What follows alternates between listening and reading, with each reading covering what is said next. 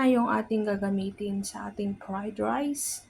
Itlog, spring onion, sausage, at yung karne. Optional naman yan. And then, yun ang ating panggisa. Garlic, at kailangan natin ng ito, seasoning powder at black pepper natin. Ayan, nilagay ko na yung karne. Then, next yung sausage.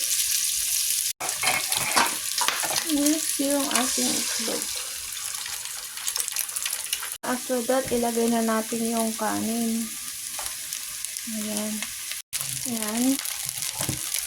Lagyan natin ng black pepper. And then yung seasoning. Yung ito. Yung kalahati muna ng spring onion. Kaya nga siya yung ating fried rice.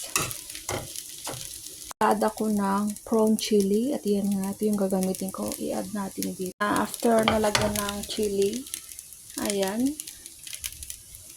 So, yung lasa niyan, tikman din natin. So, ganyan. And then, lagyan lang natin ng toppings.